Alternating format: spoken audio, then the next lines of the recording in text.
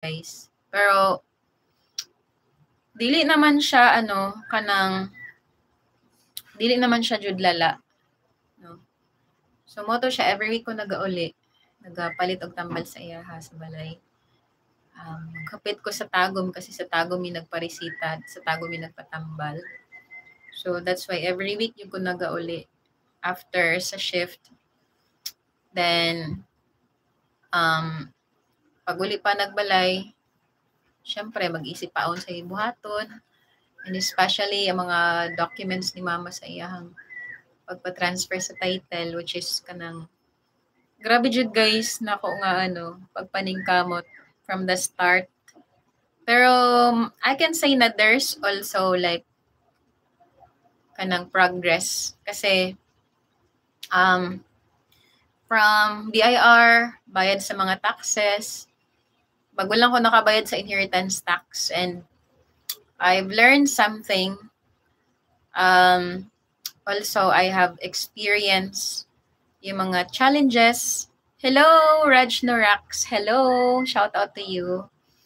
And I've learned all throughout that journey mga necessary things na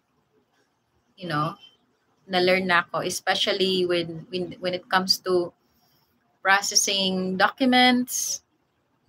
And I'd like to share something here later on sa mga government employee.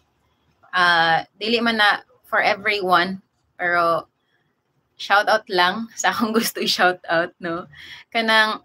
Pero before na, share lang na ako kay daghan jud kay mga kanang steps kung naamoy lote or someone died and then you are the heir. So what you will have to do is, karon lang po na ako siya na-learn or like back days ago, na if you are like an heir, kanang tagapagmana, and if someone died na naidaghang mga lote or kabtangan, somewhat like, you have to pay the inheritance tax or the transfer fee 60 days after siya namatay. Otherwise, kung beyond 60 days, mag-accrue ka na og mga penalties. So, you will have to go to your assessor. Lalubat ko, guys. Bad timing. You will have to go to your assessor either sa sa province or sa inyong munisipalidad para mag-inquire kung pila inyong mabayaran.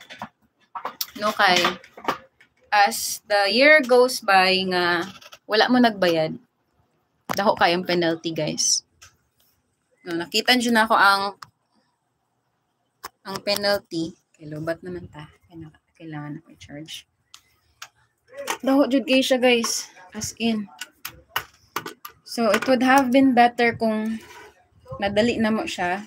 Pero, since busy man ko sa akong life and si mama, wa man po'y kanhot-nahot sa mga sa mga kanang process mangingana, which is understandable lang po na kuan kay syempre tigong na ba akong mama, guys. Wait lang, ako lang ni-fix kay lubat kasi ko.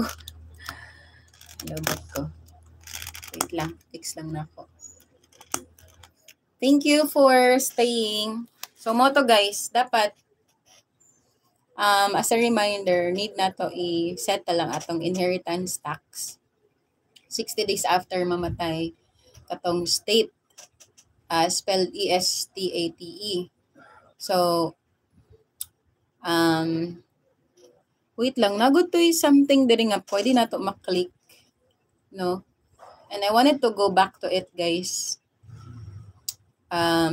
So mo na akong na-learn, magbayad ta og inheritance fee 60 days after namatay ato ang mga kanunuan kung ikaw ang heir o tagapagmana. Okay? Have you learned something new today?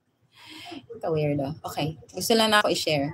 Pero, of course, we hope and wish all the best for our family, diba? So, as much as possible, we want them to stay.